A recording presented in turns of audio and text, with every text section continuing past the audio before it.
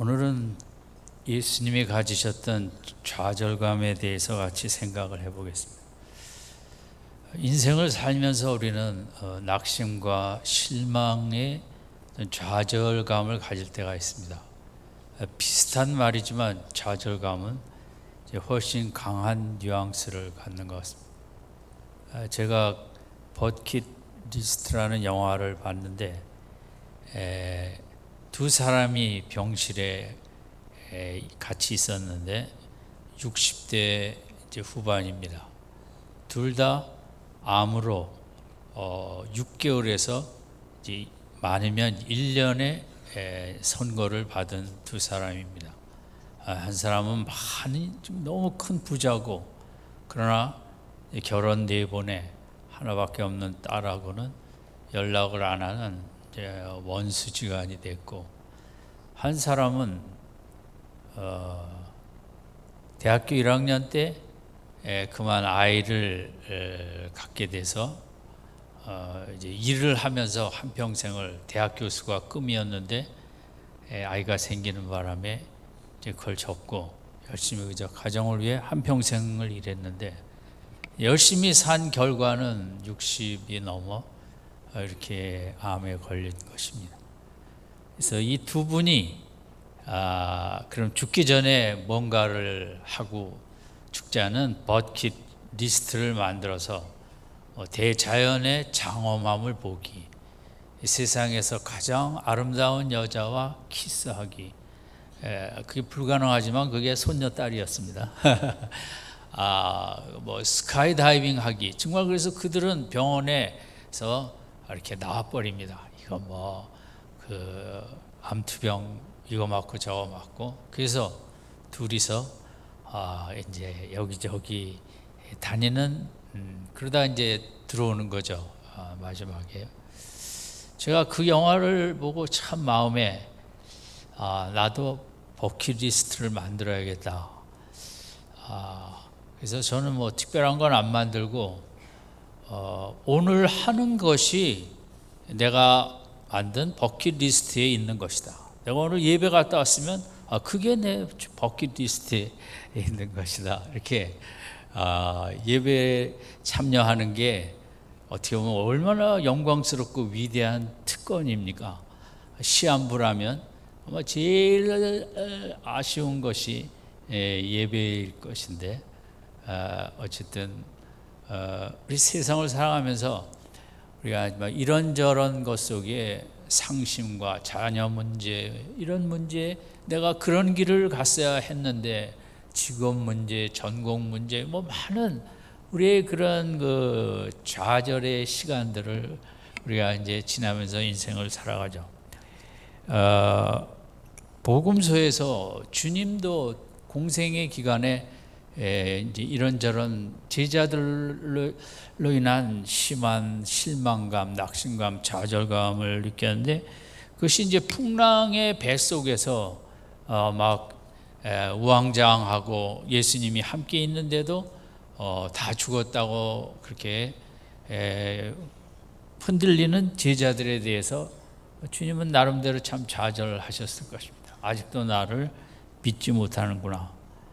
또 마지막 십자가가 이제 코앞인데도 제자들은 누가 큰 자리에 갈 것인가를 논쟁할 때 주님 얼마나 마음에 좌절하셨을까요? 3년 그렇게 함께 동고동행하며 진리와 많은 은혜를 체험하였는데 완전 주님이 원하시는 큰 자와 거꾸로 된 이런 걸 갖고 자리 싸움을 논쟁하는, 또 이 사도 요한복음을 쓰고 계시록을 쓴 요한은 예수님과 함께 가다가 사마리아 성에서 대접을 잘 안 했다고 벼락으로 다 저 성을 멸해버리자고 합니다.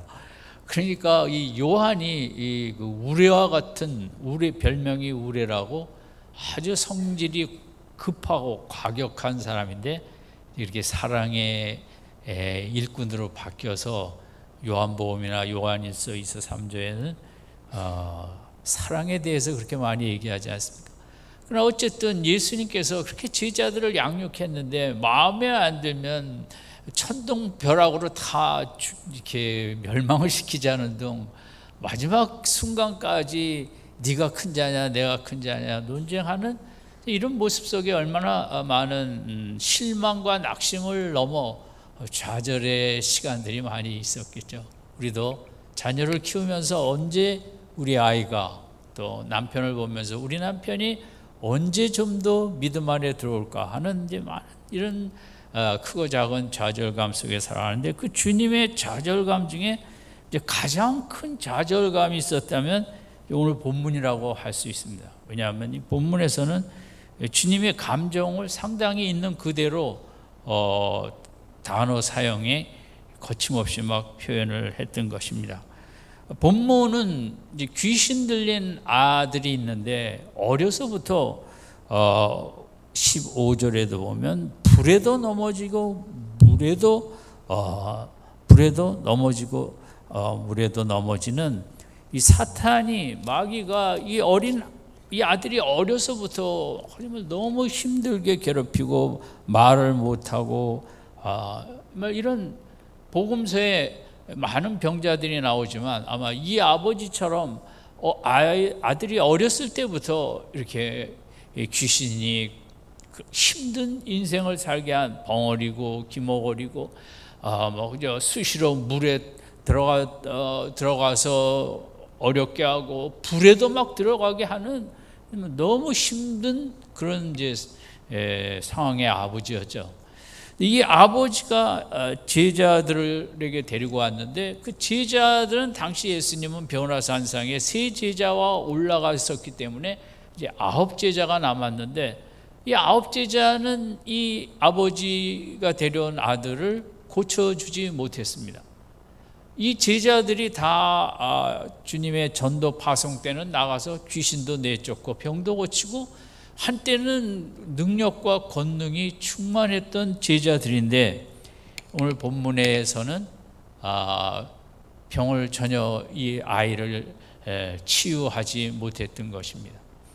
이제 이런 부분에 대하여 주님이 너무 이제 좌절감을 느끼신 거죠.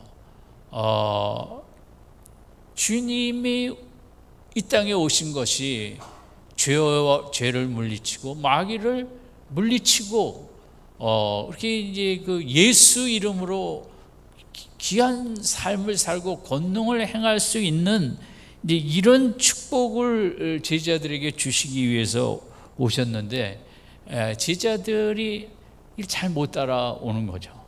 그리고 또 본문의 중요성은 예수님이 승천하신 후에 이런 본문의 아들과 같은 아주 너무 힘든 상황, 어려운 상황, 어려운 문제들이 다가올 텐데 그것을 잘 준비하고 있어야 되는데 준비하지 못한 위기는 언제 올지 모르지 않습니까?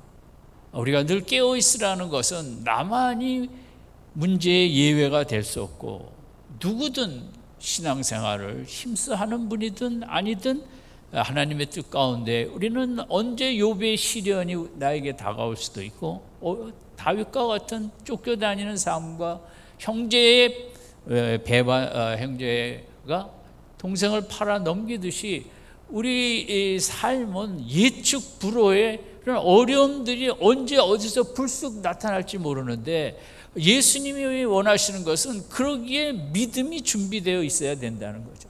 믿음이 없으면 그때 그 문제에 눌리고 포로가 되는 거죠. 믿음이 있으면 그 문제를 오늘 그 정말 고통의 아들을 귀신을 내어 쫓아주고 회복시켜 줄 텐데, 믿음이 얼마나 중요한가. 우리가 비상시기가 우리 인생에는 반드시 찾아오기 때문에 우리가 그런 것을 위해 보험도 들고 이런저런 거 타듯이, 그러나 예수님이 보실 때 우리 인생이 최고로 준비해야 되는 것은 믿음이거든요. 믿음이 있으면 우리가 그래도 이제 힘들어도 이겨낼 수가 있는데, 이제 본문은 그런 각도에서 주님이 볼 때 이 정도 되면 참 믿음이 좀 어느 정도 되었어야 되는데 아직도 그게 부족한 모습에 대해서 실망도 하시고 참 낙심도 하셨던 그런 본문입니다. 그래서 첫 번째 17절에 보면 예수께 이제 그 앞부분은 아까 읽었죠. 16절 내가 주의 제자들에게 데리고 왔으나 능히 고치지 못하더이다. 18, 17절 우리 같이 읽죠. 시작.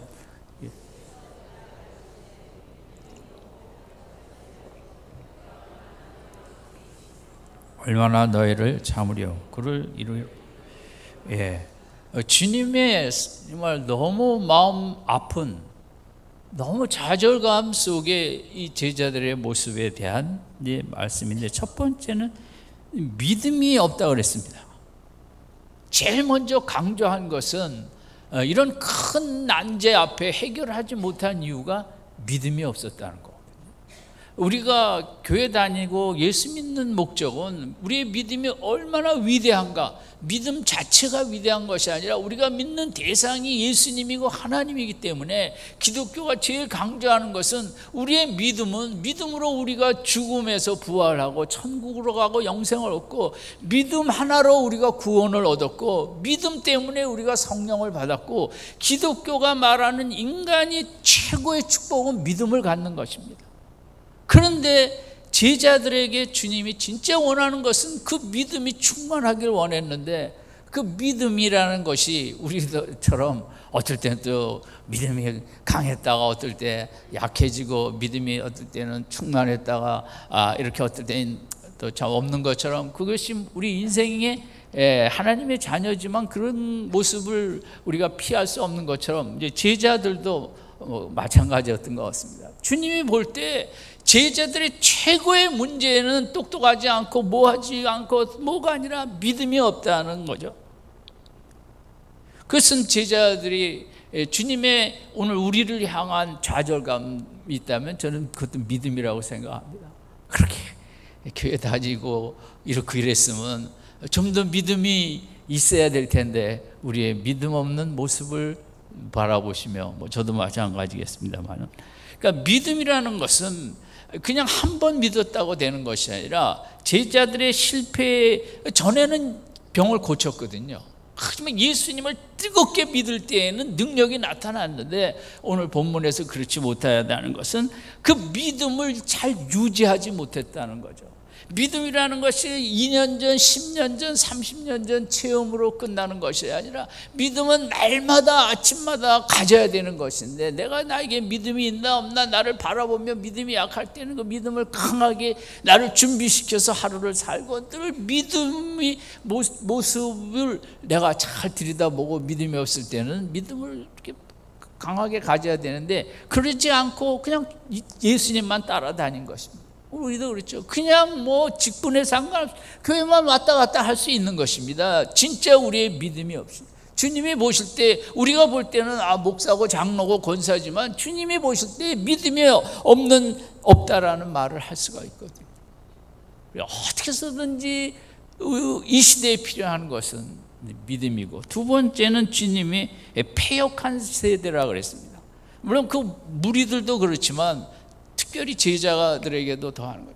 패역하다는 것은 곡해했다는 것이고, 이렇게 해석을 잘 못했다는 거죠. 그러니까 그것은 예수님의 누군가를 잘 해석을 못하고 있다는 거죠. 문제가 주님의 좌절감이죠. 이만큼 다녔으면 예수께서 하나님이 보내신 자요, 하나님의 아들이라는 고백도 나왔고 메시아라는 고백도 나왔는데, 아직 그게 마음속 깊은 곳에 확증으로 되어 있지 못했기 때문에, 세상 사람들이 말하는 예수, 또 바리새인 종교 지도자들이 말하는 예수님에 대한 여러 해석 속에 제자들이 아직도 이 패역한 세대라는 것은 예수님의 진정한 모습을 아직 발견하지 못했다는 거죠. 그분은 진정 하나님이 보내신 분이요, 하나님, 이것은 인간으로서는 이런 일들을 하실 수 없다라는 예수님에 대한 그 확실한 믿음이 부족했던 거죠. 그러면 그러니까 예수님을 우리가 잘 알아가는 게 신앙의 최고 목적인데, 예수님이 얼마나 크시고 위대하신 분인가를 깨달아가는 게 믿음 생활입니다. 그래서 주님이 날이 갈수록 크게 느껴지고 온 우주를 다스리고 계시니까요. 그분이 클수록 뭐가 커지냐면 십자가가 커지는 것입니다. 나는 왜 십자가의 은혜가 없는가? 예수님이 크게 느껴지지 않으면 십자가도 크게 느껴지지 않게 됩니다. 예수님이 그렇게 크신 분인데 인간과 나의 죄를 위하여 십자가에서 형벌을 대신 받으셨다. 크신 분이 십자가를 지셨기 때문에 그 십자가가 크게 느껴지고 나의 삶을 압도하는 거거든요. 여러분이 좋은 자연 앞에 서실 때 믿음의 사람들은 참 멋있다가 아니라 이렇게 세밀하게 오밀하게 아름답게 위대하게 지으신 창조주가 누구냐? 예수님이고 하나님이고, 여러분이 휴가를 가서 바다를 가든지 산을 가든지 어디서든 창조주 하나님을 오늘도 왕으로 통치하시는 예수님을 만나고 돌아올 수 있기 바랍니다. 우리는 세상을 그냥 보는 사람들이 아닙니다. 예수님을 통해서 나무를 바라보고 하늘을 바라보고 구름을 바라보고 바다를 바라보고 해석을 잘 못하는 거예요. 아직도 우리는 예수님이 그냥 공자 맹자 그런 좋은 그런 선생으로 그렇게 하는 것은 우리 이제 신앙의 문제가 되겠죠. 예수님이 보실 때 너희들이 이렇게 3년여 가까이 나와 있었는데 나를 모르는구나. 우리의 제일 문제는 저도 마찬가지. 제 믿음 생활의 최고의 문제는 아직도 예수님을 잘 모르고 예수님을 시시하게 여기고 예수님을 크게 여긴다면 하루를 살더라도 정말 담대하게 살고 기쁨으로 살 텐데 우리 삶이 힘이 없고 그냥 대충 사는 것은 예수님을 잘 모르기 때문에, 예수님이 크신 분이심을 모르기 때문에 우리의 하루하루는 맥이 없는 하루를 살아가게 되는 것입니다.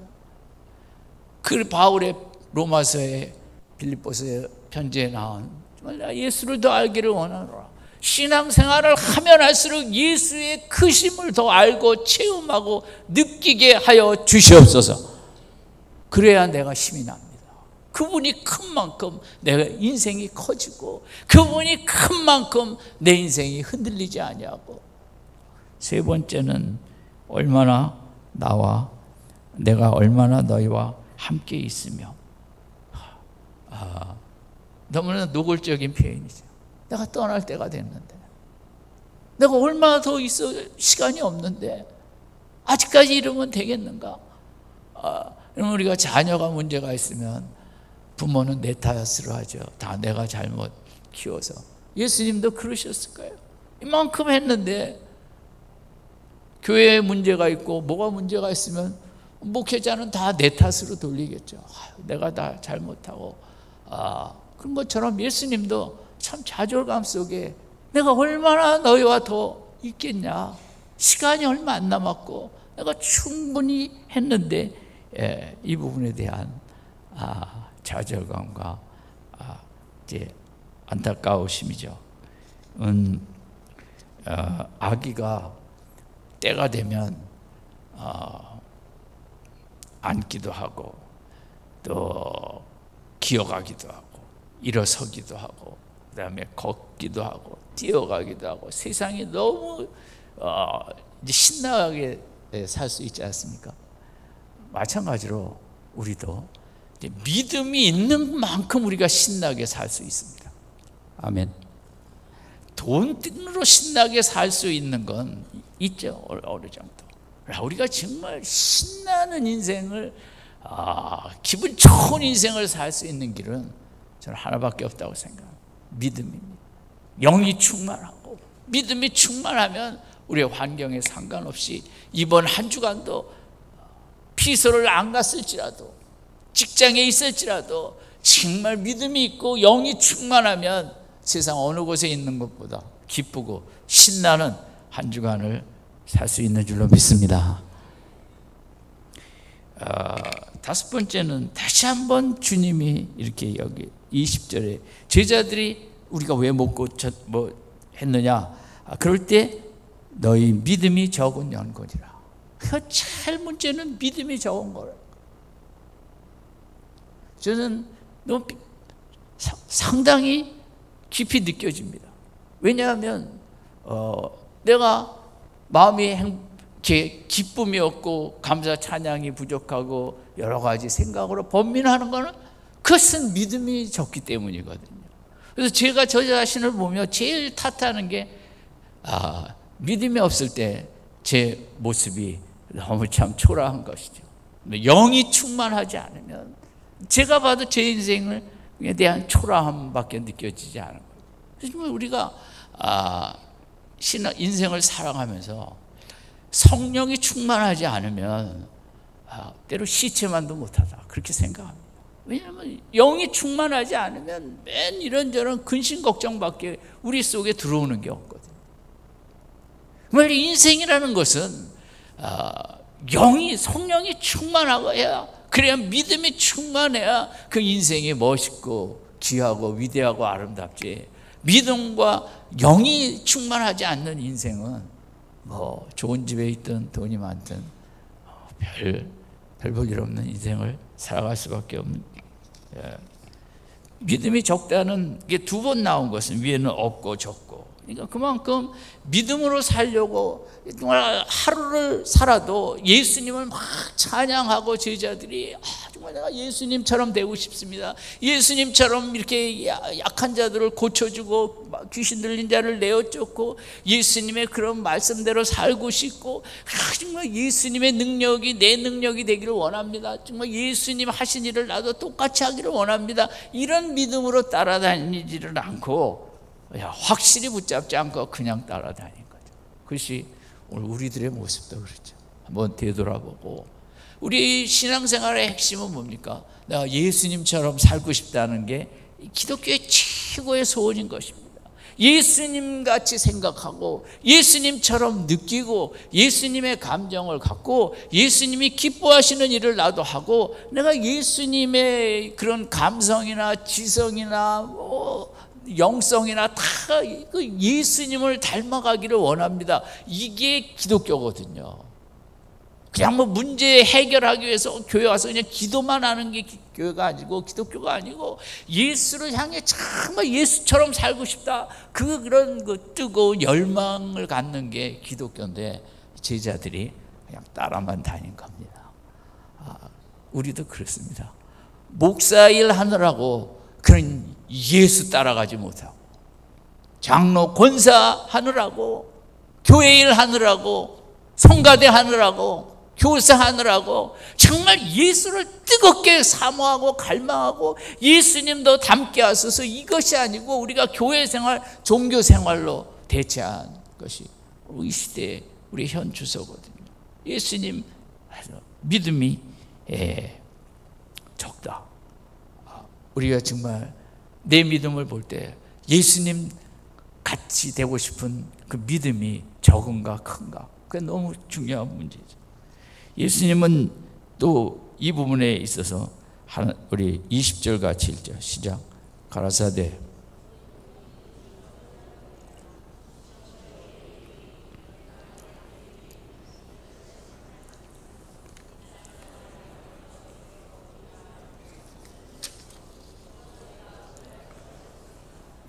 예수님은 겨자씨 믿음을 강조하였어요. 겨자씨 믿음의 본질이 이 겨자씨에 있다는 거죠. 이런 믿음이 얼마나 귀한 것인가를 가르쳐 주는 거예요. 여러분 시간이 있으면 인터넷에 이제 겨자씨를 치시면 겨자씨 씨가 얼마나 작은가를 이제, 물론 그보다 더 작은 씨도 있다 그래요. 근데 유대 사회에는 이제 겨자씨가 익숙하고 또 겨자씨가 커서 나무가 된 그런 것들이 그 지역에서 많이 볼 수 있으니까. 그러니까 어떤 겨자씨 나무는 우리 시골에 가면 막 느티나무 큰 거 있지 않습니까? 가로가 막 세로 길이가 막 옆으로 퍼지는데 40-50m씩 퍼지는 것처럼, 겨자씨 나무도 큰 나무는 그렇게 퍼지더라고요. 정말 뭐 대단한 거죠. 그러니까 예수님은 제자들에게 원하는 것이 이 겨자씨 믿음이다. 우리보다는 유대 사회에서는 이 겨자씨 믿음에 대한 속성을 잘 알고 있거든요. 그러니까 믿음의 본질은 뭐냐면 정말 아무것도 아닌 작은 거예요. 예수님 하나 믿는 믿음이에요. 예수님이 나의 구세주다, 나의 죄를 용서하시, 예수님이 나의 왕이시다, 예수님이 세상의 통치자시다. 그 겨자씨만한 믿음을 가질 때 그 믿음이 커지다 보면 큰 나무가 되는 것처럼 정말 불가능한, 도무지 상상할 수 없는, 어떻게 이해할 수 없는 큰 일이 일어난다는, 놀라운 이적이 일어난다는 것이 이제 이 겨자씨 믿음이고, 예수님께서 제자들에게 가르치시고 싶은 것은 나를 믿는다는 게 뭐냐? 나를 믿는다는 게 정말 예수님 믿는데 우리가 책을 외우는 것도 아니고 구약을 다 외우는 것도 아니고 뭐 아무것도 아니고 예수를 그저 구세주로 내 주님으로 왕으로 믿는 그 하나를 믿었더니 겨자씨가 큰 나무가 되는 것처럼 우리에게 상상할 수 없는 영생이, 천국이, 부활이 들어오고 예수님 속에 역사했던 그 영이 우리 속에 들어오고, 이 믿음 하나 가질 때, 올바른 믿음 가질 때 예수님의 그 위대하신 축복들이 다 하늘에 신령한 모든 축복이 내게 쏟아지는, 이게 꼭 우리 그 기독교가 말하는, 예수님 말하는 믿음의 본질인 거죠. 그 어떻게 뭐 우리가 그냥 예수 하나 믿은 것인데 죄 용서해 주시고 대신 벌 받으시고 우리에게 구원을 베푸신 그 구세주 주님 하나 믿었더니 그 겨자씨 나무가 큰 나무가 되는 것처럼 우리가 형용할 수 없는 축복을 받은 것이, 이게 기독교가 말하는 믿음이고, 이것이 예수님이 말하는 겨자씨 믿음이고, 오늘 우리에게도 필요한 것이, 우리에게 무슨 뭐 큰 믿음이 아니라, 이 믿음은 양이 아니라 질입니다. 예수가 누구인가 확실히 믿는 그 믿음 하나 갖고 있으면 우리의 인생이 그렇게 이 상상 못할 큰 나무가 되는 것처럼 영광의 일들이 우리에게 나타날 줄로 믿습니다. 예수 믿는 믿음을 갖고 나아가다 보면, 복음서에 예를 들면 가나안 여인이든 뭐 혈류병 여인이든 이러면 요셉이 믿음이 그때 뭐 책이 있었습니까? 즉 하나님이 주신 꿈을, 현실은 꿈에 정반대이지만 반드시 그 꿈을 하나님은 이루신다는 그 겨자씨만한 믿음 갖고 끝까지 하나님 떠나지 아니하고 성실히 나가다 보니 그 큰 나무가 되지 않습니까? 성경의 모든 사람, 뭐 다윗은 무슨 특별한 믿음, 다 그들도 겨자씨만한 믿음이죠. 저는 솔로몬의 믿음을 참 귀하게 보는 것은, 그가 무슨 큰 믿음이 있었겠어요? 저는 하나예요. 우리 아버지를 보면, 우리 아버지 물론 뭐 훌륭한 점도 있었겠지만 하나님이 축복해 주셨기 때문에 다윗이라는 아버지가 그렇게 위대한 왕이 되고 위대한 나라를 세웠다. 우리 아버지가 훌륭해서가 아니라 하나님 때문에 우리 아버지가 축복을 받았다. 나도 하나님이 축복하시면 큰 귀한 인생, 큰 나라의 복된 왕이 될 수 있다. 그 믿음 하나입니다. 아버지를 축복해 주신 것처럼 나를 축복해 주시면 된다는 거죠. 그러니까 1000번을 그렇게 끝까지 나간다는 것은 그 속에는 뭐 다른 믿음이 아니에요. 겨자씨만한 믿음. 하나님은 아버지를 축복해 주신 것처럼 나를 축복해 주시기를 원하신다. 하나님의 축복만 받으면 된다. 아멘. 그 겨자씨만한 믿음이에요. 그런데 그 겨자씨만한 믿음에 지속성이 있었다는 거죠. 끈질김이 있었다는 거죠.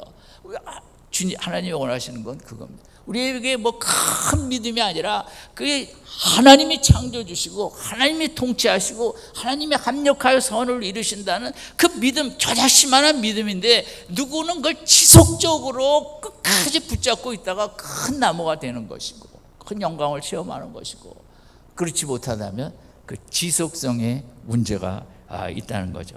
그래서 오늘 본문에는 안 나오고 마가복음, 누가복음 쪽에 이런 역사는 기도를 통해서 이루어진다는 거죠. 그러니까 제자들이 믿음이 없는 이유를 기도 부족으로 얘기한 거죠. 기도라는 것은 하나님을 그렇게 의지하고, 정말 하루 예수님과 같이 다니면서 예수님 일을 하고 싶고 예수님처럼 되고 싶고 그런 열망이 있었으면 마음의 그 마음 자체가 기도요. 그게 기도가 됐겠죠. 예수님의 저 귀한 사역 나도 하고 싶습니다. 나도 저런 일을 하고 싶고 나도 저런 인생이 되고 싶고 나도 저 예수님의 하나님 나라 속에 귀한 자리를 모퉁이라도 참여하고 싶다라는 그런 이제 간절함의 기도가 없었던 거죠. 그냥 따라다닌 거죠. 기독교는 참 우리가 구원을 믿을 때는 다 거저 구원하고 무조건적으로 하나님의 자녀가 되지만 그 다음에 우리가 능력을 받고 은혜를 받고 귀한 영광을 나타내는 것은 사모함이 있어야 되는 것입니다. 사모하는 내가 왜 성령이 충만하지 않은가? 이유는 딱 하나뿐입니다. 성령 충만을 사모하지 않았기 때문에.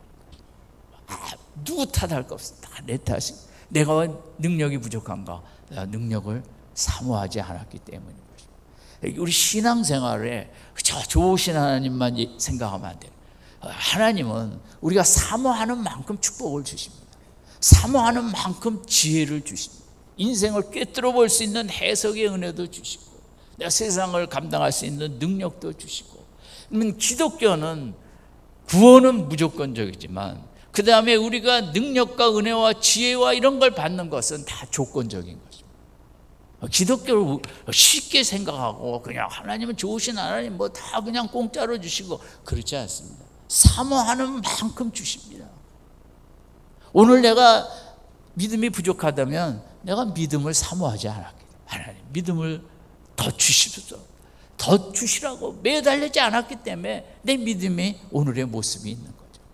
사모하는 만큼 주시고 세상은 사모하는 만큼 주지는 않습니다. 세상은 열심히 일한다고 다 그대로 보상하지는 않습니다. 하나님께서는 이 부분에 있어서 사모하는 자는 무조건 하늘문을 여시고 복을 주시는 거예요. 제자들에게 기도를 이런 건 기도로 할 수 있다. 그 기도의 지속성이었던 거죠. 어쩌다가 한번 기도하는 것이 아니라 늘 기도하다 보면 이렇게 귀한 일을 할 수 있고 이런 가정에 그 어려서부터 귀신 들려 고통당하는 아들을 치유해 줄 수 있는 이게 우리가 믿음을 잘 유지하고 했다면 얼마든지 할 수 있는 일이라는 거죠. 여러분 우리 인생에 언제 정말 어려운 문제가 올지 모르고 그게 나뿐만 아니라 우리 사랑하는 구역원들, 성도들 간에도 마찬가지죠. 우리가 일본과 이런 무역 전쟁이 날지 누가 알았겠습니까? 저는 하여간 전쟁은 싫어합니다. 그게 총으로 쏘는 전쟁이든 무역 전쟁이든 다 싫습니다. 왜냐하면 전쟁에는 너무 아픔이 고통이 크기 때문이죠. 빨리 좀 더 외교적으로 잘 해결하길 바라는 것. 이게 우리의 마음이죠. 일본을 미워한다고 일본은 어차피 독일하고 다른 나라고 일본은 과거사를 안 가르친대잖아요 학생들한테. 그러니까 우리 세상 살다 보면 일본 같은 나라도 있고 독일 같은 나라도 있는 거예요. 그걸 부정한다고 어떻게 되는 것도 아니에요. 그냥 우리가 그런 속에 정말 더 우리가 힘 있는 나라, 능력 있는 나라, 영적으로도 여러분 일본이 하고 우리하고 영적으로는 게임이 안 되지 않습니까? 우리가 믿음의 사람들이 우리가 다 믿음을 준비할 때 세상은 모르겠지만 영이 살아있는 나라와 영이 죽은 나라하고 게임이 되겠습니까? 우리가 이럴 때 어쨌든 정신 차리고 더 연구하고 더 발전하고 역사가 얼마나 냉혹한 것인가, 역사가 얼마나 정말 무서운 것인가, 세상 나라들이 얼마나 정말 이기적이고 덜 돼먹고 못 돼먹은 나라들이 많은가, 우리 자녀들에게 이걸 분명히 깨달아서 잘 준비하는 게 중요하지 일본을 미워한다고만 될 일은 아니라고 생각해요. 믿음을 더 우리가 준비해야겠죠. 그래서 어쨌든 우리 속에 사모하는 만큼 믿음을 주시고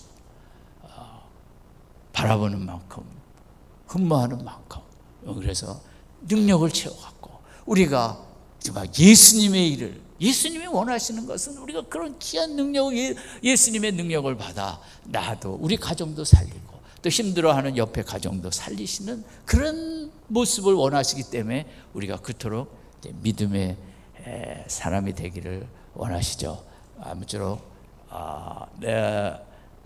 믿음에 대해서 잘 살펴보시고, 이 믿음은 도저히 안 되겠다, 정말 성경에 나타난 그런 귀한 믿음을 나에게 달라고 사모하는 우리 믿음 생활 되시길 바랍니다. 또 능력도, 이 능력이 없으니까 자식한테 맨날 지죠. 끌려가죠. 내가 정말 영이 강하고 충분하면 자식을 다 이길 수 있는 거예요. 믿음도 없고 뭣도 없고 하니까 자식한테 자꾸 지게 되는 거죠. 사모하십시다. 하나님은 사모하는 만큼 쏟아부어 주신 줄 믿습니다.